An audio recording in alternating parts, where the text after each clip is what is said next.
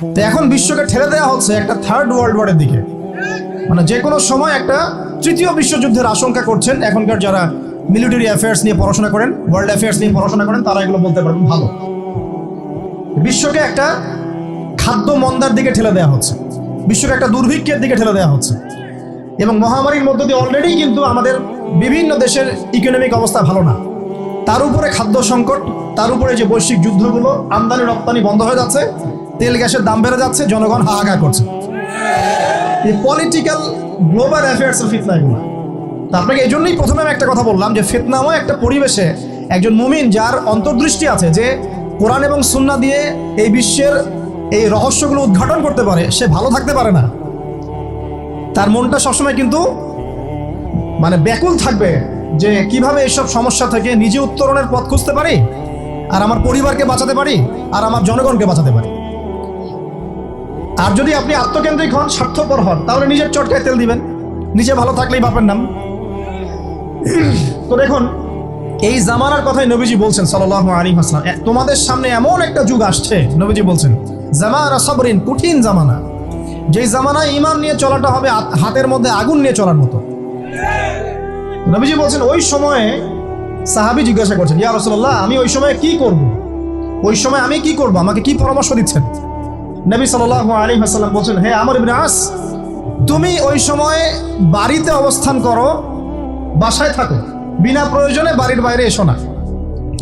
ওই সময় তুমি নিজের পাপের জন্য আল্লাহর কাছে ক্রন্দন করতে থাকো, বিনা প্রয়োজনে বাড়ির থেকে বের হয়েও না।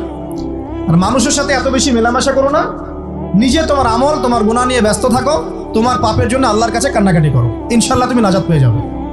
এটা একটা অপশন, মানে ফিতনাময় পরিবেশে আপনি কিভাবে বাঁচবেন, এটা একটা অপশন।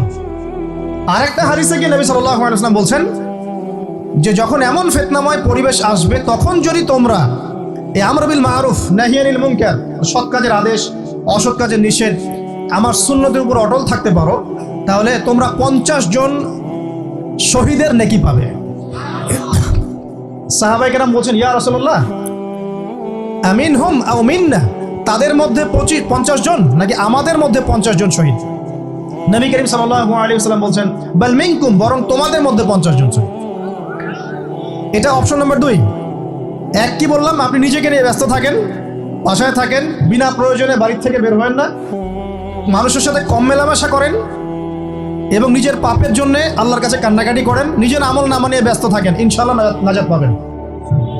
2 নাম্বার, যদি আপনার কাছে আরো বেশি যোগ্যতা থাকে এবং আপনি আরো বেশি সাহসী হন এবং আপনি উম্মার, দেশের জনগণের কল্যাণ কামনা করেন, তাহলে অন্যদেরকেও এই ফিতনাময় পরিবেশে টিকে থাকার ফর্মুলা বলে দেন। এখানে সবর করেন, আমর বিল মারুফ নাহি আনিল মুনকারের কাজ করেন, আল্লাহ পাক আপনাকে ইনশাআল্লাহ 50 জন শহীদ সাহাবীর নেকি দিবেন। আরো অপশন আছে। কি অপশন? ওই যে আসহাবুল কাহফ কি করেছিল, একটা ফিতনাময় পরিবেশ থেকে নিজেরা আস্তে করে সরে গিয়েছে। যখন আপনি পরিবেশকে পরিবর্তন করতে আর পারছেন না, দাওয়াত দিয়েও কোনো কাজ হচ্ছে না, মানুষ কথাও শুনছে না, জুলুম নির্যাতন বাড়তেই আছে, টিকে থাকা মুশকিল, তখন তাদের হিসেবের দায়িত্ব আল্লাহর উপর ছেড়ে দেন, আপনি ওখান থেকে ডিসকানেক্টেড হয়ে যান। এমনও হাদিস আছে। হয়তো আপনার কাছে মনে হচ্ছে না এখন ওই যুগ আসে নাই, কিন্তু আমি আপনাকে বলে দেই যে কোরআন এবং সুন্নাহর চোখ দিয়ে যদি আপনি দেখতে শেখেন এবং বর্তমান বিশ্বের প্রেক্ষাপটটা অ্যানালাইসিস করার যোগ্যতা আপনি অর্জন করেন কোরআন সুন্নাহর চোখ দিয়ে, আপনি বুঝতে পারবেন সেই সময় অনেক আগেই চলে এসেছিল। এখন ফিতনা এবং ফাসাদময় এই পরিবেশে আমরা কি করতে পারি, ছোট স্কেলে, বড় স্কেলে না, ছোট স্কেলে। আমি আজকে বড় বিষয় নিয়ে কথা বলতে আসি না, কারণ আমি চিন্তা করলাম যে আসলে প্রথমে যদি ব্যক্তিকেন্দ্রিক বিষয়টা ঠিক না হয়, বড় বিষয় আলোচনা করে কোনো লাভ নাই। আগে ব্যক্তি যদি ঠিক না হয়, বড় বিষয় আলোচনা করে আসলে কোনো লাভ নাই, আপনারা বুঝবেনও না, মাথার উপর দিয়ে চলে যাবে। এখন গ্লোবাল অ্যাফেয়ার্স নিয়ে কথা বলে খুব একটা ফায়দা নাই আপনাদের। এখন ইকোনমিক পুরো এই সুদভিত্তিক সিস্টেম আপনি চেঞ্জ করতে পারবেন না, এবং পুরো যে তাগুতি ব্যবস্থা আপনি চেঞ্জ করতে পারবেন না। আপনি কি করতে পারবেন? আপনি নিজেকে পরিবর্তন করতে পারবেন, আপনার পরিবারকে পরিবর্তন করতে পারবেন। এতটুকু আপনার পক্ষে এখন পর্যন্ত সহজ, ঠিক না? ঠিক কথা। এটা আপনি এখন করতে পারবেন। তো এটার ফর্মুলা কি? ফর্মুলা ঘাটতে গিয়ে আল্লাহ পাক আমার মাথার মধ্যে একটা হাদিস নিয়ে এসে দিলেন। কারণ আমি বিশ্বাস করি যে আপনারা বলছেন মৌলানা, আল্লামা, আমি আসলে এমন কিছু নই, এই কথাগুলো আসলে আমার সাথে যায় না। আমি নিতান্তই একজন ছোট মানুষ এবং তালেবে ইলম, জ্ঞানের পথের পথযাত্রী। আর আমি তালেবে ইলম হয়ে থাকতে চাই। আমি মুফতি নই, আমি মুহাদ্দিস, মুফাসসির বা এই যে শব্দগুলো আপনারা বলছেন এমন কিছুই নয়। আসলে কিয়ামতের মাঠে আমি জান্নাতে যেতে পারবো কিনা আমি নিজেই জানি না। যখন কোনো মানুষ নিজেকে অনেক বড় মনে করা শুরু করবে, বুঝে নেবেন সেই ইবলিসের আনুগত্য করা শুরু করেছে আর কি। কারণ ইবলিস বলেছিল আবা ওয়াস্তাকবারা, আমি খলাকতানি মিন নার ওয়া খলাকতাহু মিন তিন, আমাকে সৃষ্টি করেছেন আগুন দিয়ে, আদমকে সৃষ্টি করেছেন মাটি দিয়ে, আমি কেন আদমকে সিজদা করতে যাব? তো এটা ইবলিসের চরিত্র, আবা ওয়াস্তাকবার, সে উদ্ধত হয় এবং অহংকার প্রদর্শন করে। তো আমি মনে করি যে আমি কিছু বলি না, আল্লাহ রাব্বুল আলামিন আমাকে বলার তৌফিক দেন মাত্র, আলহামদুলিল্লাহ। তা আমার মাথায় একটা হাদিস আসছে, সকাল থেকে ঘুরছে। সেটা হচ্ছে, দেখুন বারা ইবনে আযিব রাদিয়াল্লাহু আনহু থেকে বর্ণিত হাদিসটা আসছে এবং হাদিসটা বিশুদ্ধ। এখান থেকে আমি মূল আলোচনা যাচ্ছি যে একদিন আনসার মানুষদের মধ্যে, আনসার কারা? আমাদের আনসার বাহিনী। আনসার কারা? যারা মুহাজির সাহাবীদেরকে আশ্রয় দিয়েছিল মদিনায়, তাদেরকে কি বলা হয়? আনসার। তাহলে শব্দটা সুন্দর না? তাহলে আমাদের বাহিনীর নামটাও সুন্দর, মাশাআল্লাহ।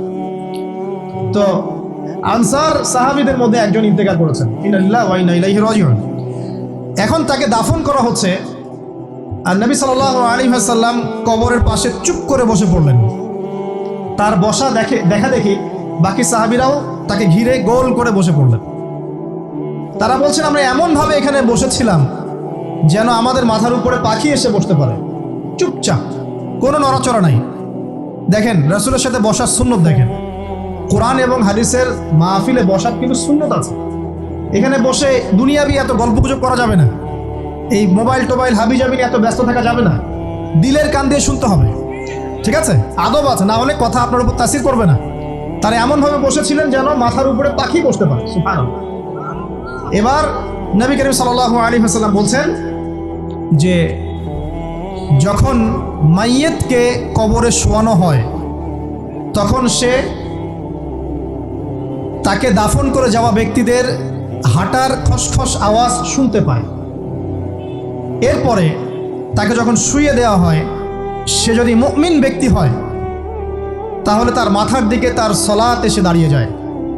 দুনিয়াতে আপনি যে নামাজগুলো পড়েছেন, আমি যে নামাজগুলো পড়ছি, এগুলো মাথার দিকে দাঁড়িয়ে যায়। ডান দিকে চলে আসে তার সওম, সওম মানে কি? রোজা। বাম দিকে চলে আসে যাকাত, যাকাত মানে কি? যাকাতের সাথে তো আমরা পরিচিত নই। আমরা ওই যে রাস্তাঘাটে যে দান খরাতগুলো উঠানো হয় এগুলোর সাথে খুব পরিচিত, তাই না? কত টাকা, কত পয়সা, কি কি গান গড়ে আর টাকা কালেকশন করে না? অনেক সময় দেখা যায় রাস্তায় যাচ্ছি আমরা গাড়ি নিয়ে, পারলে গাড়ির সামনে এসে হুমড়ি খেয়ে পড়বে টাকা নেওয়ার জন্য। এইভাবে টাকা কালেকশন করতে কে শিখিয়েছে ইসলামে? আর আমরা অনেক সময় ছোট ছোট বাচ্চাদেরকে দিয়ে, মাদ্রাসার ছোট ছোট বাচ্চাদেরকে দিয়ে টাকা কালেকশন করাই। এটা ঠিক না। কেন ঠিক না জানেন? ছোটবেলা থেকেই ওর ব্যক্তিত্ব নষ্ট হচ্ছে। এই হাতটা উত্তম না এই হাতটা উত্তম? উপরের হাত উত্তম, নিচের হাত উত্তম? তো ছোটবেলা থেকে সে নিচের হাতে অভ্যস্ত হচ্ছে।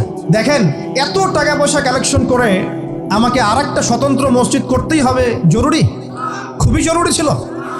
মানুষের কাছে হাত চেয়ে, হাত পেতে রাস্তাঘাটে এরকম করে গাড়ি থামিয়ে, তারপরে কি বলবো, সুর করে গান গেয়ে এত টাকা পয়সা কালেকশন করতেই হবে? মসজিদটা আমাকে টাইলস ফিটিং করতেই হবে, এসি মসজিদ করতেই হবে? আমরা এমনও মসজিদ রংপুরে দেখেছি 10 বছরেও টাকা কালেকশন শেষ হয় নাই, 10 বছর ধরে কালেকশন হচ্ছে। আমি ছোটবেলা থেকে দেখছি কালেকশন হচ্ছে, কি বুঝলেন? তো এগুলো আমাদের ব্যক্তিত্ব নষ্ট করে। মুসলিমরা উপরের হাতের মালিক। সারা বিশ্ব আমরা একসময় চালিয়েছি। এই পশ্চিমা সভ্যতা আমাদেরকে কি শিখায়? সারা বিশ্ব আমরা চালিয়েছি। এই আপনার উমাইয়া খেলাফতের সময়ও কর্ডোভায় আব্দুর রহমানের যে শাসন ছিল, কর্ডোভায়, স্পেন, পর্তুগাল, এই পুরো জায়গাগুলো পশ্চিমা বিশ্বের, এগুলো মুসলিমরা শাসন করেছে প্রায় 500-600 বছর। ইতিহাস তো আমরা জানিও না, পড়িও না, ভুলে গেছি। ইতিহাস পড়তে হয়। হিস্ট্রি ঘাটলে দেখবেন রাসূল সাল্লাল্লাহু আলাইহি ওয়াসাল্লামের 23 বছরের নববী যুগ, স্বর্ণযুগ, তারপর আবু বকর সিদ্দিকের খেলাফত, তারপর উমর ইবনুল খাত্তাবের খেলাফত। আবু বকর সিদ্দিকের 2 বছর বা 2.5 বছর, উমর রাদিয়াল্লাহু আনহুর প্রায় 10 বছর, তারপর উসমান রাদিয়াল্লাহু আনহুর 12 বছর, আলী রাদিয়াল্লাহু আনহুর প্রায় 2-2.5 বছর, তারপরে হাসান রাদিয়াল্লাহু আনহু 6 মাস। এরপরে উমাইয়া খেলাফত শুরু হলো মুয়াবিয়া রাদিয়াল্লাহু আনহুর হাতে, প্রায় 20 বছর। উমাইয়ারা শাসন করেছে প্রায় 90 থেকে 100 বছর। তারপর জাব নদীর যুদ্ধে উমাইয়া আব্বাসীয়রা একে অপরের সাথে যুদ্ধ করেছে, পরে উমাইয়ারা পরাজিত হয়ে আব্বাসীয়রা ক্ষমতায় গিয়েছে। ক্ষমতায় গিয়ে তারা প্রায় শাসন করেছে প্রায় 550 বছর।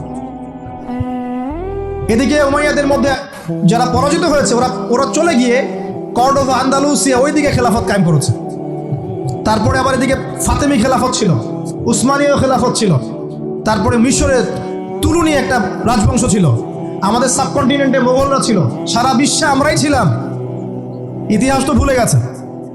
তা আমরা সবসময় উপরের হাত ছিলাম, উপরের হাত আমরা দিতাম, মানুষ নিত। আর এখন কি হয়েছে? আমরা এখানে আমরা চাই, মানুষ দেয়। আর ওরা কি এমনি দেয়? ওরা চড়া সুদ দিবে না? ওয়ার্ল্ড ব্যাংকে যান লোন নিতে, চড়া সুদ। আর এই সুদ শোধ করতে গিয়ে বিভিন্ন দেশ শ্রীলঙ্কা হয়ে যাচ্ছে। সুদ তো শোধ করতে হবে, এমনি তো আপনাকে আর এগুলো দিবে না।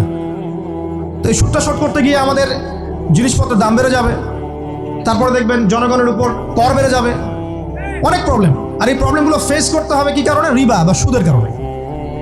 তো এই যে বলছি, দেখেন ছোটবেলা থেকেই যে আমরা নিচের হাতে অভ্যস্ত হচ্ছি, এটা ত্যাগ করতে হবে। ব্যক্তিত্বের পরিচয় দেন, এত টাকা পয়সা চেয়ে প্রতিষ্ঠান করার দরকার নাই। আমার জমি আছে 1 বিঘা, আমি প্রতিষ্ঠান করবো ইনশাআল্লাহ। আপনার 2 বিঘা আপনি করেন, যার সামর্থ্য আছে সে করবে, সামর্থ্য নেই করার দরকার নেই। আর একটা মসজিদ যদি কবুল হয়, একটা মসজিদ একটা জেলার জন্য যথেষ্ট। একটা মসজিদে নববী থেকে নবী সাল্লাল্লাহু আলাইহি ওয়াসাল্লাম সারা দুনিয়া শাসন করেছে। আর আমাদের তো কোটি কোটি মসজিদ বাংলাদেশে। এই যুগের কথাও নবীজি বলেছেন, যে যুগে মসজিদগুলো চাকচিক্যময় হবে, মসজিদগুলো কি হবে? চাকচিক্যময় হবে, হেদায়েত উঠে যাবে এবং মসজিদের মধ্যে সরগোল হট্টগোল বেড়ে যাবে। দেখেন না মসজিদে হট্টগোল বেড়ে গেছে না? এটা সেই যুগ। তো যেটা বলছিলাম প্রিয় ভাইরা, যে নিচের হাতে অভ্যস্ত না, উপরের হাতে অভ্যস্ত হতে হবে। এই কারণে এই যে একটা হাদিসের কথা শুরু করলাম, যে আনসার সাহাবী কারা ছিল? যারা মুহাজির সাহাবীদেরকে আশ্রয় দিয়েছে। এখন এই সাহাবীদের মধ্যে একজন ইন্তেকাল করেছে, তার লাশ যখন রাখা হচ্ছে তখন নবীজি বলছেন মাথার দিকে মাইয়েতের আসে কি? সলাত। সলাত মানে কি? নামাজ। 5 ওয়াক্ত নামাজ আজকে থেকে ছাড়বেন? ওয়াদা করেন আজকে থেকে 5 ওয়াক্ত নামাজ ছাড়বো না ইনশাআল্লাহ। একটা হাদিস খালি বলি, মান তারাকা সালাতান মুতাআম্মিদান ফাকাদ কাফারা, মান তারাকা সালাতান মুতাআম্মিদান ফাকাদ কাফারা। আবার শুনেন, قال رسول الله صلى الله عليه وسلم من ترك صلاة متعمدا فقد كفر। আর মুয়াজ বিন জাবাল রাদিয়াল্লাহু আনহু কে নবীজি বলেছেন মান তারাকা সালাতা মুতাআম্মিদান ফাকাদ বারিয়াত মিন জিম্মাতিল্লাহ। যে ব্যক্তি নিজের উপর ফরজ নামাজ ছেড়ে দিল, সে কুফরি করলো। মুয়াজ বিন জাবালকে নবী সাল্লাল্লাহু আলাইহি ওয়াসাল্লাম বলছেন, যে ব্যক্তি ফরজ নামাজ ইচ্ছা করে ছেড়ে দিল, সে ব্যক্তি আল্লাহর জিম্মা থেকে মুক্ত হয়ে গেল। নামাজ ছাড়বেন প্রিয় ভাই, 5 ওয়াক্ত নামাজ জামাতের সাথে ইনশাআল্লাহ। আল্লাহ আমাকে তৌফিক দেখ, আপনাদের সবাইকে তৌফিক দান করুন, আমিন। জামাত যদি না পান একা পড়ে নেবেন, ঠিক আছে? যদি ঘুমিয়ে থাকেন ঘুম থেকে উঠে পড়বেন, ভুলে গেছেন যখন মনে হবে তখন পড়বেন। অজু করার পানি নাই, কি করবেন? তায়াম্মুম করবেন। তায়াম্মুমেরও কিছু নাই, আপনার কোনো কাপড়ই নাই, সতর ঢাকার কোনো কাপড়ই নাই, কি করবেন? বসে নামাজ পড়বেন ওই অবস্থাতেই। এটা কোনো মাফ নাই।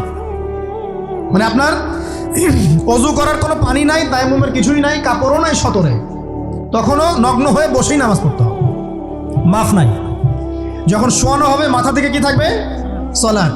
তাহলে আমরা যারা ফরজ সালাত এখন আদায় করছি না, আজকে তওবা করেন, বলেন আস্তাগফিরুল্লাহ আল্লাযী লা ইলাহা ইল্লা হুয়াল হাইয়ুল কাইয়্যুম ওয়া আতুবু ইলাইহি। হে আল্লাহ, আমরা তওবা করছি, সারা জীবনে যত নামাজ পড়ি নাই, এই সমস্ত নামাজ না পড়ার পাপ থেকে তোমার কাছে তওবা করছি। ঠিক আছে? এটা আস্তাগফিরুল্লাহর অর্থ নয়, আমি বাংলায় বললাম। আর যদি নামাজ কাজা করে আদায় করে দিতে পারেন আলহামদুলিল্লাহ, খুবই ভালো হয়। যদি নাও পারেন তাও এখন থেকে আর কোনো নামাজ বাদ দিয়ে না, আর বেশি নফল নামাজ পড়ার চেষ্টা করেন। আল্লাহ পাক তৌফিক ইনায়াত করুন। তারপরে ডান দিকে কি? সওম। সওম মানে কি? রোজা। রমজান মাসে রোজা রাখি সবাই তো, মাশাআল্লাহ, আলহামদুলিল্লাহ। রমজান মাসে সওম রাখার পাশাপাশি বেশি নফল সওম রাখার ব্যাপারে অভ্যস্ত হওয়ার চেষ্টা করতে হবে।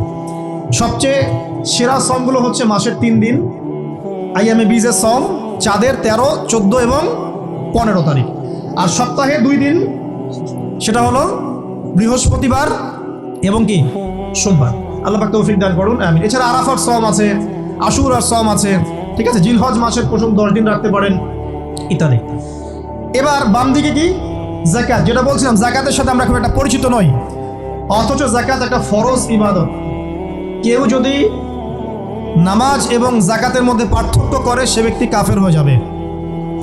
কেউ যদি মনে করে নামাজ আমি মানি যাকাত আমি মানি না, তাহলে কাফের হয়ে যাবে। নিসাব পরিমাণ সম্পদ হলে প্রত্যেক মুসলিমের উপর যাকাত ফরজ, ঠিক আছে। এবং এই যাকাতই হচ্ছে আপনার ইসলামিক অর্থনীতির মূল ভিত্তি। তো যে কথা বলছিলাম প্রিয় ভাইরা, দেখুন যাকাত ইসলামিক অর্থনীতির মূল ভিত্তি। কিভাবে জানেন? ব্যবসা এবং যাকাত এটা কি করে? এটা একটা মার্কেটের মধ্যে সম্পদ ঘুরতে থাকে। আমি বুঝাচ্ছি আপনাকে। মনে করেন আপনি ব্যবসা করছেন এবং যাকাত দিচ্ছেন। যাকাত কারা দিবে? যারা যাকাতের নিসাব পরিমাণ সম্পত্তি রাখে, মানে কিছুটা ধনী তারা। তো তারা ব্যবসা করছে, মাশাআল্লাহ। ব্যবসা যখন করে ব্যবসায় কি থাকে? লাভ থাকে, লস থাকে, লাভ থাকে, লস থাকে। লাভও হতে পারে আপনার, লসও হতে পারে।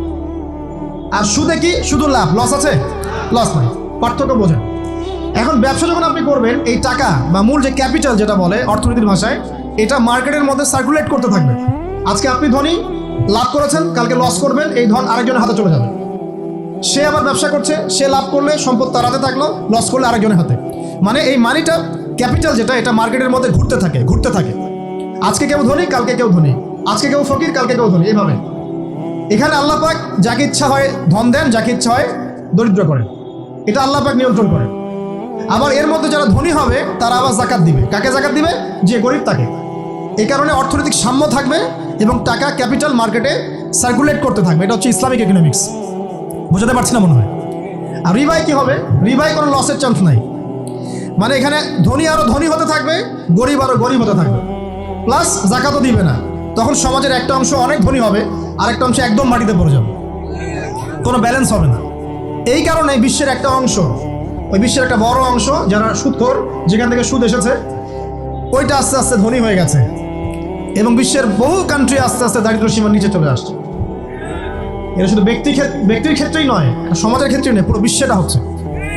তো এই হলো রিবা এবং ব্যবসা ভিত্তিক যাকাত ভিত্তিক ইকোনমিক সিস্টেমের পার্থক্য, বেসিক ডিফারেন্স। রিবার মধ্যে আল্লাহ পাক তার হাত উঠিয়ে নেন, আল্লাহ পাক সেখানে আর ইন্টারফেয়ার করেন না। ঠিক আছে, সুদ খাচ্ছ, তুমি তোমার মতো চলো এখন। আর ব্যবসা ভিত্তিক ইকোনমিক্স চললে আল্লাহ পাক সেখানে কাউকে ধন দিবেন, কারো কাছ থেকে নেবেন। আপনার ধন নিয়ে আমাকে দিবেন, আমার ধন নিয়ে আপনাকে দিবেন। আর আমি যদি ধনী হই, আমি আবার যাকাত দিব, সেই যাকাতের টাকা আবার আপনার হাতে যাবে, কেউ না খেয়ে মরবে না। তো সামনে এই যে বলা হচ্ছে 2023 সাল, শুধু 23 সাল না, আমার অবজারভেশন 2026-27 পর্যন্ত একটা অর্থনৈতিক মন্দা চলতে পারে। বলবে কিছু কিছু লোক যে ভবিষ্যৎবাণী করতে যাওয়া, এটা ভবিষ্যৎবাণী নয়। আপনি বর্তমান সম্পর্কে খবর রাখেন না বলেই বর্তমানকে আপনার ভবিষ্যৎ মনে হচ্ছে। আমাদের অনারেবল মিনিস্টার যারা আছেন ওদেরকে জিজ্ঞাসা করেন, তাদেরকে জিজ্ঞাসা করেন, তারাও বলছেন যে 2023 সাল থেকে 26 সাল খাদ্যমন্দার মধ্যে যান। দেখেন নাই? তারা এই কথা বলছেন কারণ তারা বুঝতে পারছেন ওয়ার্ল্ডের অবস্থা ভালো না। এখানে একটা সলিউশন বলছে, ইচ্ছা হলে আপনি গ্রহণ করতে পারেন, ইচ্ছা হলে নাও করতে পারেন। আমার তো চাপিয়ে দেওয়ার কোনো ক্ষমতা নাই। ফাযাক্কির ইন্নামা আনতা মুযাক্কির, আপনি শুধু উপদেশদাতা। লাস্তা আলাইহিম বিমুসাইতির, আপনি কারোর প্রতি দারোগা নন। কি উপদেশ? এই যে যাকাত, যেটা যাকাত, আমাদের যাকাত যেটা আছে, এটাকে একটু বড় পরিসরে কালেক্ট করার চেষ্টা করতে হবে। করে যদি আমরা সুষ্ঠু বন্টন করতে পারি গরিবদের মাঝখানে, ইনশাআল্লাহ কেউ খাদ্য অভাবে মারা যাবে না ইনশাআল্লাহ। আল্লাহ পাক আমাদেরকে বোঝার তৌফিক দান করুন। এর পাশাপাশি তারা যেটা বলেছেন, ইকোনমিক সেকশনের লিডার যারা আছে তারা যেটা বলছেন এটা ঠিক বলছেন। তারা বলছেন কৃষিভিত্তিক অর্থনীতির কথা বলছেন, এটার সাথে আমি 100% একমত। কারণ আল্লাহ পাকের কোরআন, এই কোরআনের মধ্যে বেশিরভাগ যে অর্থনীতির কথা এসেছে তা হচ্ছে কৃষিভিত্তিক অর্থনীতি। এটা কি জানেন? হয়তো জানেন না। কোরআনে যত ইকোনমিক সিস্টেমের কথা আসছে তার মধ্যে সবচেয়ে বেশি এসেছে কৃষিভিত্তিক অর্থনীতির কথা, তারপর ব্যবসা এবং যাকাত। অতএব তারা ঠিকই বলেছেন, দেশের যারা ইকোনমিক সেকশনে গবেষণা করছেন তারা ঠিক কথাই বলেছেন যে কৃষিভিত্তিক অর্থনীতি হচ্ছে আমাদের অর্থনৈতিক মন্দা দূর করার অন্যতম উপায়। ঠিক বলেছেন, আমি একমত। তো যাকাত যেটা কথা বলছিলাম, বাম দিকে যাকাত আসবে। তো যাকাত আমরা দিব তো ইনশাল্লাহ ভাই। যাদের শোনেন, বাংলাদেশে এমন অনেক শিল্পপতি আছে যাদের একজনের যাকাতের টাকা দিয়ে একটা গ্রাম চলতে পারে। আর যাকাতের টাকা কিন্তু শুধু এক বছরে আসবে না, প্রতি বছরেই ঘুরে ঘুরে আসবে। মনে করেন যে আপনাদের এলাকার মধ্যে অনেক বিত্তশালী আছেন, আমি দোয়া করি মন থেকে আল্লাহ পাক বিত্তশালীদের অন্তরটাকে নরম করে দিক এবং ওসমান রাদিয়াল্লাহু আনহুর মতো দানশীল করে দিক। আমরা দোয়া করি, আমরা কারো খারাপ চাবো? সবার জন্য হেদায়েতের দোয়া করব। টাকা থাকতে তো সমস্যা নাই, কিন্তু টাকা থেকে যদি উসমান রাদিয়াল্লাহু আনহু হতে না পারলাম তাহলে সমস্যা। টাকা থাকতে কোনো সমস্যা নাই, ধন আপনাকে আল্লাহ দিতেই পারে। এই ধনটাকে উসমান গনি রাদিয়াল্লাহু আনহুর মতো আল্লাহর পথে বিতরণ করে দেন, ইনশাআল্লাহ আল্লাহ পাক আপনাকে জান্নাতুল ফেরদাউস দান করবেন। তো অনুরোধ থাকবে, দেখেন আপনারা যদি একটা এলাকার যাকাত কালেক্ট করতে পারেন, মনে করেন কথার কথা এখানে কিছু মেয়ে আছে যারা খারাপ পথে পা বাড়িয়েছে, আমার কথা বুঝতে পারছেন? আচ্ছা, এরকম পল্লী অনেক জায়গায় আছে না? 1 বছরের যাকাতের টাকা দিয়ে সমস্ত যৌনপল্লীর মেয়েদেরকে কাজ দেওয়া সম্ভব, কর্মে আনা সম্ভব। ওদেরকে কাজের ব্যবস্থা করে দেন, ওরা কখনোই এই সেক্স ওয়ার্কারের কাজ করবে না ইনশাআল্লাহ। কোনো মেয়েই এই কাজ করতে চায় না আমার মতে। কোনো মেয়েই চায় না যে ইজ্জত বিক্রি করে খাবো, কোনো মেয়ে চাবে? কখনো চাবে না। ওকে আপনি ভালো কাজের ব্যবস্থা করে দেন এই যাকাতের টাকা দিয়ে, দেখবেন ইনশাআল্লাহ সে খারাপ পথ ছেড়ে দিয়েছে। অনেক দেখবেন দরিদ্র মানুষ আছে যে পড়াশোনা করার কোনো সুযোগ নাই, টাকা পয়সা নাই, পড়াশোনা করতে চায় কিন্তু টাকা পয়সা নাই, দিনের জ্ঞান অর্জন করতে চায়, দেশকে কিছু দিতে চায়, টাকা নাই। তাকে আমরা হেল্প করতে পারি না? পারি। অনেক মানুষ আছে মাদক দ্রব্য বিক্রি করছে, তাকে বুঝান, দিনের হেদায়েত দেন, ভাই আমি তোমাকে আরো ভালো চাকরি দিব, ভালো ব্যবসা দিব, তুমি ছাড়বা কিনা? বলবো আমি ছেড়ে দেবো ইনশাআল্লাহ। বুঝালে ছেড়ে দেবেন ইনশাআল্লাহ। তো এই যে মেগা প্রজেক্ট যেটা কথা বলি আমরা, আত্ম উন্নয়নমূলক বলেন, যুব উন্নয়নমূলক বলেন, বা কান্ট্রি ডেভেলপমেন্টের কথা বলেন, এখানে যাকাত একটা বড় শক্তি হতে পারে। তবে এটাকে সুষ্ঠুভাবে কালেক্ট করতে হবে এবং যাকাতের যে 8টা খাত আছে এই খাতগুলোতে সুষ্ঠুভাবে বন্টন করতে হবে। অমুসলিমদেরকেও যাকাত দেওয়া যায়, জানেন? অমুসলিম যদি কেউ থাকে, দরিদ্র, তাকেও যাকাত দিয়ে সহযোগিতা করা যায়। আমরা সহযোগিতা করি না বলেই তো ওই যে পশ্চিম থেকে লোকজন এসে সহযোগিতা করে খ্রিস্টান বানাচ্ছে এখন সবাইকে। আরো বাড়বে দিন দিন, দেখেন। আর আমরা তো সহযোগিতা করছি না। আপনার পাশে আপনার প্রতিবেশী না খেয়ে মারা যাচ্ছে, আপনি যাচ্ছেন না। এখন তো অন্য কেউ এসে যদি সাপোর্ট করে, ও তো তার দলেই ভিড়বে তখন, স্বাভাবিক। এটাই হচ্ছে এখন। আল্লাহ বোঝার তৌফিক দান করুক আমাদেরকে। বাম দিকে মাইয়াতের থাকবে কি ভাই? যাকাত। তারপরে পায়ের দিকে চলে আসবে তার আত্মীয়তার সম্পর্ক রক্ষার ইবাদত, তার এই যে অন্যান্য দান সদকা, তার নফল আমল, তার তাসবিহ তাহলিল, তার কোরআন তেলাওয়াত ইত্যাদি পায়ের দিকে চলে আসবে। এখানে একটা হাদিস এসেছে, সূরাতুল মুলক যে ব্যক্তি রাতের বেলা তেলাওয়াত করবে, কোন সূরা ভাই? তাবারাকাল্লাযী বিয়াদিহিল মুলক ওয়া হুয়া আলা কুল্লি শাইইন কাদির। এই সূরা যে ব্যক্তি রাতের বেলা করে তেলাওয়াত করবে, ইনশাআল্লাহ সূরা মুলক কবরে তার সাথে থাকবে এবং কবর আযাব থেকে সূরা মুলক তাকে বাঁচাবে ইনশাআল্লাহ। আমি বুঝাচ্ছি যে কি অবস্থাটা হবে। এবার দুজন ফেরেশতা মাথার দিক থেকে আসবেন, আসতে চাইবেন, সালাত বলবে এখান দিয়ে আসা যাবে না, এদিক দিয়ে আসা যাবে না। ডান দিক দিয়ে আসতে চাইবেন, এদিক দিয়ে আসা যাবে না। বাম দিক দিয়ে আসতে চাইবেন, যাকাত বলবে এদিক দিয়ে আসা যাবে না। পায়ের দিক দিয়ে আসতে চাইবেন, আমলগুলো বলবে এদিক দিয়ে আসা যাবে না। তখন যাই হোক, তারা আসবেন। এটা তাদের, এটা কথা কি? এটা কথাটা হচ্ছে যে সলাতের গুরুত্ব, মানে সে সলাত আদায় করেছে, সে আমার হক আদায় করেছে, আমি তার পক্ষে আছি, এটা পক্ষে বোঝাচ্ছে। রোজা বলবে আমি ওর পক্ষে আছি, তাকে আপনি কোনো শাস্তি দিবেন না, আমি তার পক্ষে আছি। আপনারা দুজন তাকে শাস্তি দিবেন না, আমি যাকাত তার পক্ষে আছি, এটা পক্ষে থাকার কথা। তারপরেও তারা আসবেন, চোখগুলো হবে নীল এবং কালো বর্ণ, নীলাপ চোখের কালো। মুনকার নাকি উঠে বসিয়ে দেওয়া হবে। এবার 3টা প্রশ্ন। প্রথমে প্রশ্ন হচ্ছে কি, মান রব, তোমার রবকে? তখন মুমিন বান্দা বুক ফুলিয়ে বলবে রব্বি আল্লাহ, আমার রবকে আল্লাহ। পৃথিবীতে যে ব্যক্তি আল্লাহর সাথে শিরিক করে নাই, আল্লাহর তাওহীদের উপর থেকেছে এবং তার উপরে মৃত্যুবরণ করেছে, ইনশাআল্লাহ সে ব্যক্তি এর উত্তর নির্দ্বিধায় দিতে পারবে ইনশাআল্লাহ। আর দুনিয়াতে যে বা যারাই আল্লাহর সাথে শিরিক করবে, আল্লাহর সাথে শিরকের পাপে লিপ্ত হবে, ওই অবস্থায় মারা যাবে, তাওহীদের উপর থাকবে না, কোশ্চিন কালেও মান রব উত্তর দিতে পারবে না। তারপরে প্রশ্ন হয়ে যাবে মা দিনুক, তোমার দিন কি ছিল? মুমিন বান্দা উত্তর দিবে কি? দিন ইয়াল ইসলাম, আমার দিন ছিল ইসলাম। এখানে শুনে রাখেন, পৃথিবীতে যারা ইসলামকে পরিপূর্ণরূপে পালন করবে তারাই এই উত্তর দিতে পারবে ইনশাআল্লাহ।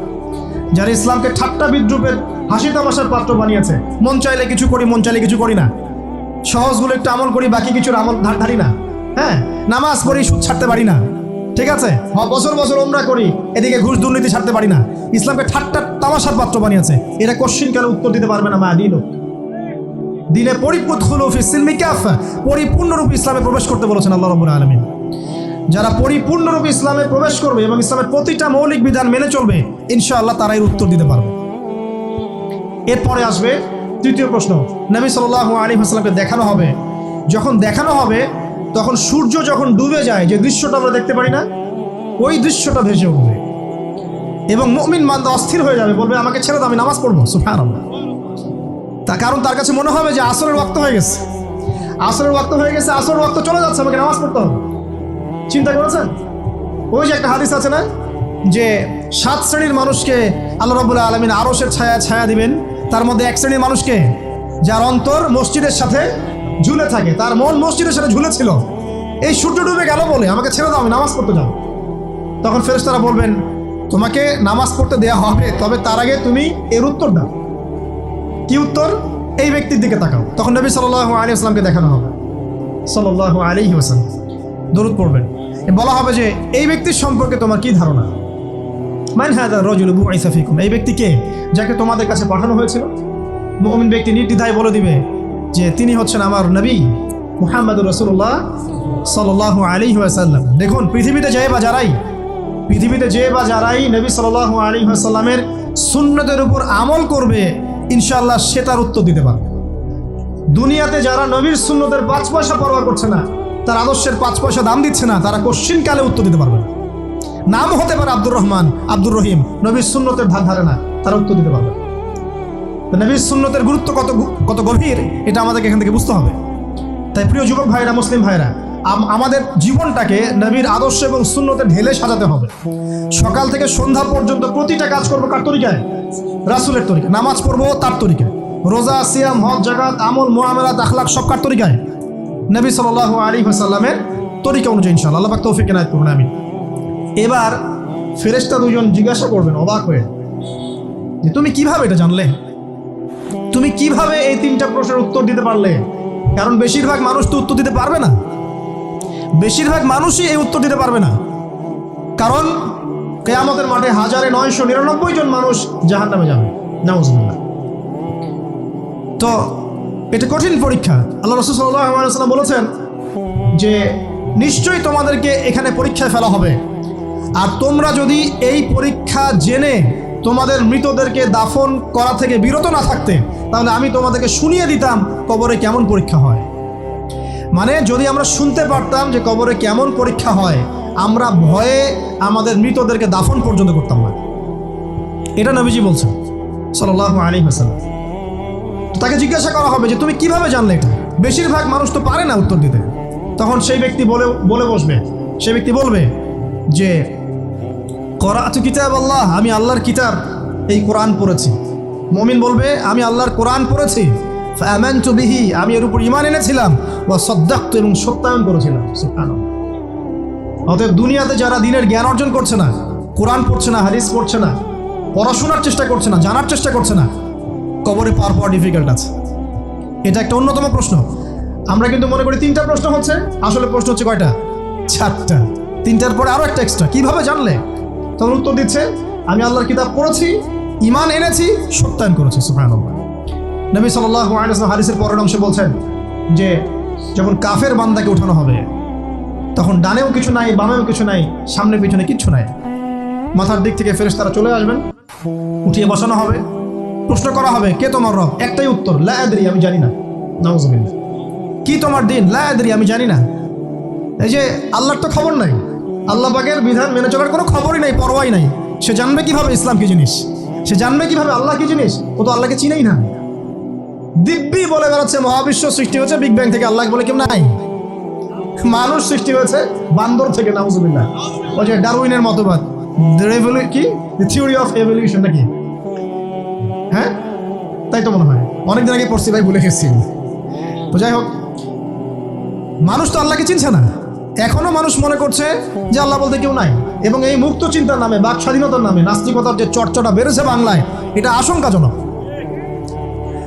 বড় বড় বিশ্ববিদ্যালয় থেকে পড়ে আসছে, অনেক সময় দেখলাম বড় বিশ্ববিদ্যালয়ের প্রফেসর, সে বলছে যে মহাবিশ্ব বিগ ব্যাং দিয়ে সৃষ্টি হয়েছে, সৃষ্টিকর্তা নাই এখানে। তো মুসলিম বিজ্ঞানীর একটা কথা বলতেন যে মানুষ বিজ্ঞান সম্পর্কে অল্প জানলে নাস্তিক হয়ে যায়, আর অনেক গভীর জ্ঞান অর্জন করলে আল্লাহর কাছে আত্মসমর্পণ করে।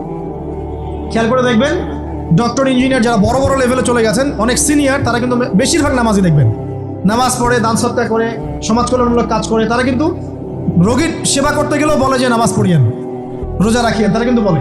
অনেক ডক্টর আমি দেখেছি এমন, যারা যত বেশি গবেষণা করে তারা তত বেশি আস্তিক হয়ে যায়, আর টুটাফাটা গবেষণা করলে নাস্তিক হয়ে যাবে।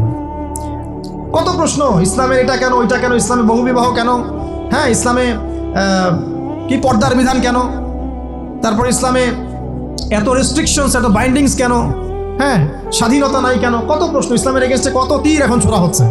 তো এই ব্যক্তি কেমন করে উত্তর দিবে যে মাহাদিনুক, তোমার দিন কি? আল্লাহর দিকে কত প্রশ্ন ছোড়া হচ্ছে, কত শিরকের পাপ আমরা করছি, অনেক সময় মুসলিম হয়েও শিরকের পাপ করছি। কিভাবে উত্তর দিবে মানরব্য? 3 নাম্বার প্রশ্ন যখন করা হবে এই ব্যক্তিকে, দেখো দেখি, সে বলবে যে আমি জানি না এই ব্যক্তিকে, তবে শুনেছিলাম, মানুষের মুখে শুনেছিলাম, মানুষ যা বলতো আমি তাই বলতাম। মানে সে রাসূল সাল্লাল্লাহু আলাইহি ওয়াসাল্লামের নাম শুনেছিল হয়তো বা, কিন্তু তার সুন্নত বা আদর্শ কখনো মেনে চলে নাই, পারল না। এবার জান্নাতি ব্যক্তি হলে কি হতো?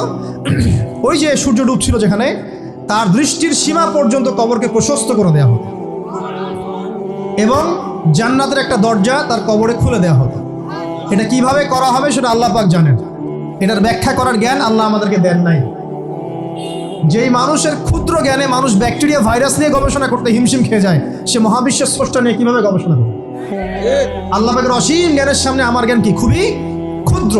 একটা হাদিসে এসেছে বুখারী শরীফের মধ্যে, যে একটা মহাসমুদ্রের মধ্যে যদি একটা পাখি 1 ফোঁটা পানি উঠিয়ে নিয়ে যায়, ওই 1 ফোঁটা পানি হচ্ছে মহাবিশ্বের জ্ঞান, আর বাকি পুরো মহাসাগর হচ্ছে আল্লাহ পাকের জ্ঞান। তো আমরা এই ক্ষুদ্র জ্ঞানের মানুষ হয়ে আল্লাহর জ্ঞানকে কেমন করে পেনিট্রেট করতে পারি? তো আল্লাহ পাক জান্নাতের দরজাগুলো খুলে দিবেন, একটা দরজা খুলে দিবেন, সেখান থেকে বাতাস আসবে, জান্নাতের নাজ নেয়ামত উপভোগ করতে থাকবে, এবং তার রূহটাকে সবুজ রঙের পাখির আকৃতিতে জান্নাতে রেখে দেওয়া হবে। ইল্লিন মানে ওখানে জান্নাতের নিয়ামত সে পাবে। এটাকে বলা হয় দারুল বারজাখ বা বারজাখের জীবন। জীবন অনেকগুলো, একটা ছিল রুহের জগৎ। রুহের জগতে আমরা সবাই ছিলাম। শোনেন, রুহের জগতে যার সাথে যার বন্ধুত্ব ভালোবাসা গভীর ছিল, দুনিয়াতে তার সাথে তার ভালোবাসা বেশি। এটা হয়তো জানেন না, জানতেন হাদিসটা? রুহের জগতে যদি কখনো আপনার সাথে আমার দেখা হয়ে থাকে, দুনিয়াতে আপনার সাথে আমার দেখা হবে ইনশাআল্লাহ। রুহের জগতে যদি আপনার আমার মধ্যে ঘনিষ্ঠ ভালোবাসা থেকে থাকে, এখানেও ভালোবাসা হয়ে যাবে ইনশাআল্লাহ। এটা বলে আমি আবার তোমাদের বয়ফ্রেন্ড গার্লফ্রেন্ড ভালোবাসা বুঝাই নাই, ওই ভালোবাসার কথা বলি না। আবার রুহের জগতে বিদ্বেষ, এখানেও দেখবেন বিদ্বেষ। ওটা একটা জগৎ ছিল যেখানে আল্লাহ পাক সমস্ত আদম সন্তানকে সৃষ্টি করে তাদের রূহটাকে রেখেছিলেন এবং ওয়াদা নিয়েছেন। কি ওয়াদা? আল্লাহ পাক বলেছিলেন আলাস্তু বিরাব্বিকুম, সূরা আরাফের 182 নম্বর আয়াত পড়ে দেখবেন, 182 নম্বর আয়াত। আল্লাহ পাক বলেছিলেন যে আমি ওয়াদা নিয়েছিলাম, আলাস্তু বিরাব্বিকুম, আমি কি তোমাদের রব নই? আমরা সবাই বলেছিলাম বালা ইয়া রব্বি, অবশ্যই আপনি আমাদের রব। দুনিয়াতে এসে আমরা ভুলে গেছি। এই ভুলে যাওয়াটা মনে করায় দেওয়ার জন্যই আল্লাহ পাক আসমানি কিতাব নাজিল করেন, নবী রাসূল পাঠান, আমাদের কান পর্যন্ত ইসলামের দাওয়াত পৌঁছে দেন, যাতে আমরা মনে করতে পারি। এবার আসেন রুহের জগতের পর আসলাম এই যে দুনিয়ার জগৎ, দারুদ দুনিয়া। দুনিয়ার মধ্যে আছি হয়তো 50, 60, 70, 100 বছর হাইয়েস্ট।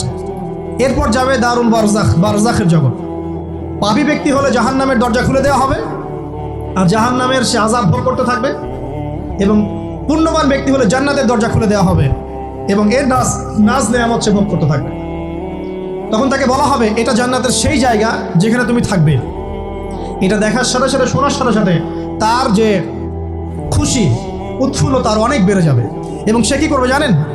সে পৃথিবীতে ফিরে আসতে চাইবে। সে বলবে আমাকে আমার পরিবারবর্গকে জানাতে দেন, আমাকে আমার পরিবারবর্গকে জানাতে দেন যে আমি ভালো আছি। তখন ফেরেশতারা তাকে বলবেন যে এটা সম্ভব না, তোমার এবং তাদের মাঝে দারুল বারজাখ আছে, তুমি এটা ভেদ করে যেতে পারবে না। তখন তার আত্মাটাকে ইল্লিনে দেওয়া হবে, একটা সবুজ পাখির আকৃতিতে জান্নাতে ঘুরে বেড়াবে ইনশাআল্লাহ। আর যদি জাহান্নামী হয় তাহলে যে বললাম দরজা খুলে যাবে, জাহান্নামের মর্মান্তিক আযাব তার দিকে আসতে থাকবে। কবর সংকুচিত হয়ে আসবে এমনভাবে যাতে তার বাম পাজর ডান পাজরের ভিতরে এইভাবে ঢুকে যাবে। নাউযুবিল্লাহ। এই আযাব চলতে থাকবে ইলা ইয়াউমি ইউবআসুন, পুনরুত্থানের দিন পর্যন্ত। এখন এই যে হাদিসটা আপনারা শুনলেন, এই হাদিসটা ব্যক্তিকেন্দ্রিক নয় কি? এখানে 3টা বিষয় আপনাকে ফোকাস করতে হবে আমাদেরকে। 1, তাওহীদ, আল্লাহ পাকের তাওহীদ। 2, রিসালাত, রাসূলুল্লাহ সাল্লাল্লাহু আলাইহি ওয়াসাল্লামের রিসালাত। এবং আখিরাত, পরকাল। এই 3টা বিষয় খুব স্বল্প কথায় বলছি। দেখুন, তাওহীদ কি? আল্লাহ পাকের একত্ববাদ। এক আল্লাহকে আপনি সৃষ্টিকর্তা মানবেন, রিজিক দাতা মানবেন, পালন কর্তা মানবেন, সন্তান দাতা, ভালো মন্দের মালিক, সমস্ত কিছুর মালিক কে? আল্লাহ। আল্লাহ আল্লাহ আমাকে বাঁচিয়ে রেখেছেন, আল্লাহ আমাকে মৃত্যু দিবেন, আল্লাহ আমাকে রিজিক দেন, আল্লাহ আমাকে সন্তান দিবেন, আল্লাহ আমার ভালোর মালিক, আল্লাহ মন্দের মালিক, আল্লাহ সমস্ত কিছুর মালিক। এই কনসেপ্ট পরিষ্কার থাকবে, লা ইলাহা ইল্লাল্লাহ পরিষ্কার থাকবে। সমস্ত বিষয় কার পক্ষ থেকে? আল্লাহর পক্ষ থেকে। তাওহীদ, সংক্ষিপ্ত কথা বললাম, তাওহীদ। এর মধ্যে তিনটা ক্লাসিফিকেশন আছে, রুবুবিয়্যাত, উলুহিয়্যাত, আসমা ও সিফাত। এটা আপনারা কিতাবুত তাওহীদ বই থেকে পড়ে নিন। সংক্ষেপে বলে দেই, রুবুবিয়্যাত আল্লাহ পাকের সমস্ত বিষয়গুলো তার দিকে সম্বন্ধ করা, সৃষ্টিকর্তা, পালনকর্তা, রিজিক দাতা সবকে আল্লাহ। উলুহিয়্যাত কি? দুনিয়াতে এসেছি আল্লাহ পাকেরই দাসত্ব করতে হবে, অন্য কারো দাসত্ব চলবে না, তাওহীদ উলুহিয়্যাত। আসমা ও সিফাত কি? আসমা সিফাত মানে হচ্ছে আল্লাহ পাকের নাম গুণাবলীগুলো আছে, আল্লাহ পাক রহমান, আল্লাহ পাক রাহিম, আল্লাহ পাক রাজ্জাক, হ্যাঁ, আল্লাহ পাক গফুর, আল্লাহ পাক শদীদুল ইকাব, সমস্ত গুণাবলী কার? আল্লাহ। এই হলো আসমা সিফাত। আল্লাহ পাক যেমন, আল্লাহ পাক তেমন, আল্লাহ পাক নিজের মতো, কারোর সাথে তুলনীয় নন। ওয়াল্লাহু আহাদ, একক, আল্লাহুস সামাদ, তিনি অমুখাপেক্ষী, লাম ইয়ালিদ ওয়া লাম ইউলাদ, তিনি জন্ম দেননি, জন্মিতও নন, ওয়া লাম ইয়াকুল লাহু কুফুয়ান আহাদ, তার সমতুল্য আর কিছুই নাই। আল্লাহ থেকে সবকিছু হয়, এটাই হলো তাওহীদ।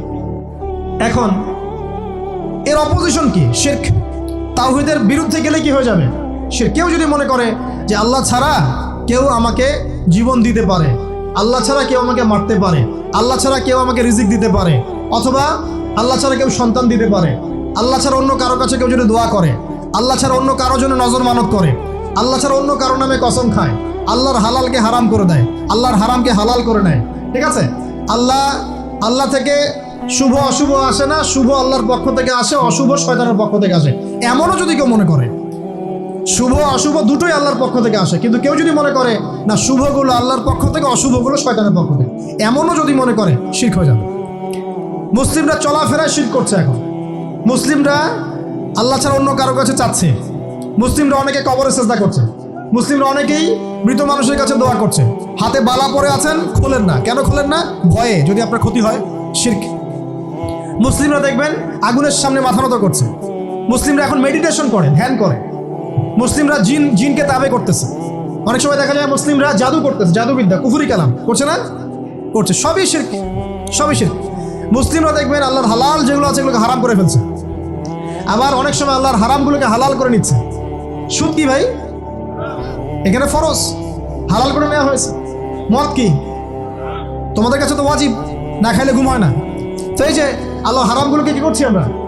হালাল করে ফেলছি, এটাও শিরক, কুফরি একটা। তো এক কথায় তাওহীদের উপর যারা থাকবে, মান রব্বক উত্তর দিতে পারবে ইনশাআল্লাহ। যারা শিরক করে ফেলবে ওই অবস্থায় মারা যাবে, মান রব্বক উত্তর দিতে পারবে না। আমার কথা কি বোঝা যাচ্ছে? আমি সহজ করার চেষ্টা করছি, কিন্তু হয়তো পারছি না, এটা আমার ব্যর্থতা।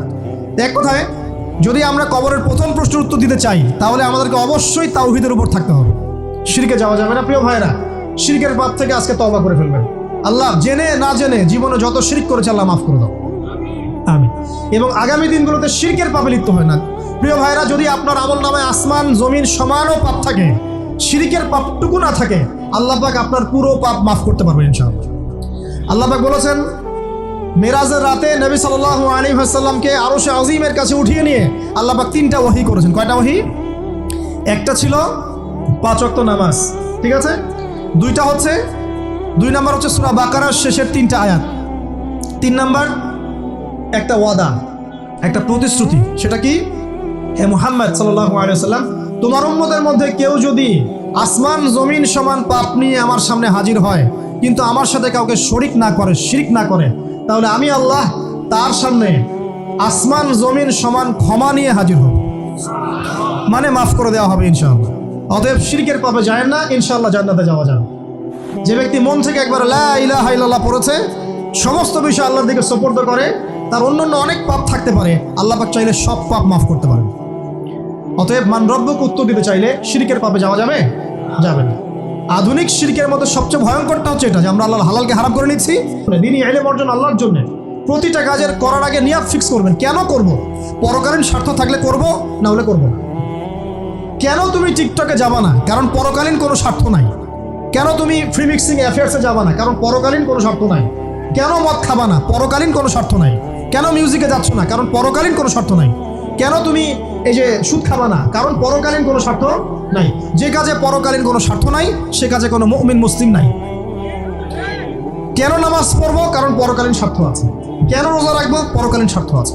কেন আমি হালাল বিয়ে করব, হারাম জেনায় যাব না? পরকালের স্বার্থ আছে। কেন আমি জাকাত দিব, ব্যবসা করব, সুদ খাবো না? কারণ পরকালের স্বার্থ আছে। কেন ইসলামের দাওয়াত দিব? পরকালের স্বার্থ আছে। কেন হাদিস প্রচার করব? কারণ পরকালের স্বার্থ আছে। ইসলামের জন্য সবর করব কেন? পরকালের স্বার্থ আছে। পরকালের স্বার্থ যেখানে, মুসলিম সেখানে। পরকালের স্বার্থ নাই, আমরা নাই। প্রত্যেকটা কাজ করার আগে নিয়তটা ফিক্স করতে হবে, পরকালের কোনো স্বার্থ আছে? যদি বলে হ্যাঁ আছে, তাহলে করবেন। স্বার্থ নাই, আমি নাই। কোনো ফুজুল কি বাত বা ফাহেসা কোনো কাজ, এসব কাজে আমরা নাই, বিকজ এগুলোতে কোনো পরকালীন স্বার্থ নাই। ব্যাস, আমাদের জীবনের প্রতিটা মোমেন্ট, প্রতিটা সেকেন্ড আল্লাহর দেয়া দান। আমি নিজের ইচ্ছা মতো এটাকে অপব্যয় করতে পারি না। হ্যাঁ, আপনি মিউজিক শুনতে চান, আপনি সং পছন্দ করেন, আপনি নাশিদ শোনেন, ইসলামিক নাশিদ শোনেন, ওখানে আপনার ইমান একটু দীপ্ত হবে, পরকালীন স্বার্থ আছে। আপনি নিজের যৌন চাহিদাকে দমন করতে পারছেন না, হালালভাবে বিয়ে করে নেন। বিয়ে করার পর আপনি যত ইচ্ছা স্ত্রীকে মহব্বত করেন, প্রত্যেকটা মহব্বতে নেকি পাবেন। এমনকি স্ত্রীর দিকে নেক নজরে তাকাবেন, তাতেও নাকি। তার মুখে খাবার তুলে দেবেন, তাতেও নাকি। তার হাত ধরে হাঁটবেন, তাতেও নাকি। তাকে নিয়ে রাতে চাঁদ দেখবেন, তাতেও নাকি। আপনি আপনার নিয়তটাকে চেঞ্জ করেন, কাজের ডাইরেকশন চেঞ্জ করেন। পরকালের স্বার্থ থাকলে করবো, না হলে করবো না। আপনি পছন্দ করেন ঘুরে বেড়াতে, আল্লাহর দিনের দায়ী হয়ে ঘুরে বেড়ান না, সমস্যা কি? আল্লাহর জমিন ঘুরে দেখেন, এইসব অবান্তর কাজে লিপ্ত না থেকে আল্লাহ পাকের নিদর্শনগুলো ঘুরে দেখেন, আপনার ইমান বাড়বে ইনশাআল্লাহ। আপনার সংস্কৃতি ভালো লাগে, ইসলামিক সংস্কৃতি মেনে চলেন। আপনি কবিতা লিখতে ভালোবাসেন, ইসলামিক কোনো কবিতা লেখেন। আপনি উপন্যাস পড়তে ভালোবাসেন, ইসলামিক কোনো উপন্যাস পড়েন। আমি বলছি না এগুলোর বাইরে কোনো পড়াশোনা করা যাবে না, এমনটা আমি কিন্তু বলছি না। আমি বলছি আপনি আপনার পুরো কাজটাকে আগে ফিক্স করবেন, পরকালের কোনো স্বার্থ আছে কি নাই। যদি হ্যাঁ দেখা যায় হ্যাঁ পরকালের স্বার্থ ঠিক আছে, অবশ্যই করেন, কোনো সমস্যা নেই। আল্লাহ পাক বোঝার তৌফিক দান করুন। তো দেখুন প্রিয় ভাইরা, শিরকের পাপে যাওয়া যাবে না। এই শিরকের পাপ না থাকলে আমল নামায় ইনশাআল্লাহ আমরা জান্নাতে যাব এবং কবরের উত্তর দিতে পারবো ইনশাআল্লাহ। মান রব্বুক, উত্তর পাস ইনশাআল্লাহ। তারপরে কি? মাদিনুক। এক কথায় ইসলামের অনেক বিধিবিধান আছে, নামাজ, কালিমা, সওম, যাকাত, হজ সব আছে। আমর বিল মারুফ, নাহি আনিল মুনকার, পিতামাতার খেদমত, প্রতিবেশীর অধিকার, স্ত্রীর অধিকার, তারপরে সন্তানদের অধিকার, যাকাত, সব কিছু আছে। এখন যদি ইসলামের কিছু অংশকে মেনে নেন, কিছু অংশকে না মানেন, এটা কিন্তু কুফরি। ইসলামের কিছু অংশকে মানছেন, কিছু অংশকে মানছেন না, এটা কিন্তু কুফরি। ইসলামের পরিপূর্ণ বিধানটাকে যদি মেনে চলেন, ইনশাআল্লাহ আযজা ওয়া জাল আপনি মাদিনুক উত্তর দিতে পারবেন। আপনি আমল করতে পারেন না পারেন, মনে করেন আপনি আমল করতে পারছেন না, কিন্তু আপনি আকীদা পোষণ করছেন যে হ্যাঁ ইসলামে যা আছে আমি সব কিছু মেনে চলি, কিন্তু হয়তো আমল করতে গিয়ে আমি পারছি না। আমি হয়তো নামাজ 5 ওয়াক্ত পড়তে হয়, আমি জানি, আমি মানি, কিন্তু আমার মাঝে মাঝে মিস হচ্ছে, মাঝে মাঝে আমি জামাত মিস করে ফেলছি। আপনি মানেন যে সম রাখতে হয়, মাঝে মাঝে আপনার সম মিস হয়ে যাচ্ছে, কিন্তু আপনি বিশ্বাস করেন যে হ্যাঁ আপনি সম রাখতে হয়, আপনার আকীদা ঠিক আছে। আপনি যাকাত দেন নাই এতদিন, কিন্তু আকীদা রাখেন হ্যাঁ দিতে হয়, আমি সুযোগ পেলে দিয়ে দিব। এই যে কনসেপ্টটা ক্লিয়ার রাখা যায় না, ইসলামের বিধানগুলো প্রতিটা আমি মানি মন থেকে, হয়তো আমল করতে গিয়ে আমি পেরে উঠতেছি না বা হয়ে উঠছে না। ইনশাআল্লাহ একদিন না একদিন আল্লাহ পাক আপনাকে তৌফিক দেবেন, ইনশাআল্লাহ আল্লাহ পাক তৌফিক দান করুক। কিন্তু কনসেপ্ট যদি ক্লিয়ার না থাকে যে আমি কিছু অংশ মানি, কিছু অংশ মানি না, এটা ইসলাম হলো না। উদখুলু ফিস-সিলমি কাফা, পরিপূর্ণরূপে ইসলামে প্রবেশ করেন। দিনই বোন অনেকে আছে পর্দা হয়তো করতে পারছে না, কিন্তু মনে করে, বিশ্বাস করে যে পর্দা করতে হয়, এটা ফরজ। ইনশাআল্লাহ আল্লাহ চাইলে ওকে একদিন তৌফিক দিবে ইনশাআল্লাহ। হয়তো এখন মুখ খোলা আছে, হয়তো বা আগে গেঞ্জি টি শার্ট পরে ঘুরতো, এখন সেলোয়ার কামিজ পরছে, ঢিলে ঢালা জামা পরছে, এখনো বোরখা পরছে না। ওকে তুচ্ছ তাচ্ছিল্য করার দরকার নাই আপাতত। ওকে আরো বুঝান, আরো নরম হন, আরো বুঝিয়ে সুঝিয়ে ইসলামের দিকে আনার চেষ্টা করেন। এতদূর এসেছে, ওই পর্যন্ত যাবে ইনশাআল্লাহ। কারণ ও বিশ্বাস করে হ্যাঁ পর্দা করতে হয়, আমি মানি পর্দা করতে হয়, কিন্তু আমি এখন করতে পারছি না, ইনশাআল্লাহ করবো, আল্লাহ পাক চাইলে তৌফিক দিবেন ইনশাআল্লাহ। তো এই যে বিষয়টা, যে ইসলামকে মনে আগে ধারণ করা, যে না আমি মানি ইসলামের প্রত্যেকটা বিধান ঠিক আছে। চুরি করলে চোরের হাত কাটতে হয়, ইসলাম বলেছে। ডাকাতি করলে শাস্তি আছে। জেনা যদি কেউ করে 100 বেত্রাঘাত, মদ খাইলে 40টা বেত্রাঘাত, ব্যভিচার যদি করে কেউ, এই পরকীয়া করে বিবাহিত ব্যক্তি, রজম। এগুলো কেসাস, একজন একজনকে হত্যা করলে তাকেও কেসাস করতে হয়। এই বিধানগুলো আছে। এখন আপনি বলতে পারেন আমি এই ওয়ার্ল্ডের প্রেক্ষাপটে এটাকে বাস্তবায়ন করতে পারছি না, কিন্তু আমি বিশ্বাস করি ইসলামের বিধানগুলো আছে, এটা আল্লাহর বিধান। ইনশাআল্লাহ আপনি মাফ পেয়ে যাবেন, ইনশাআল্লাহ আল্লাহ চাইলে আপনি মাফও পেয়ে যাবেন।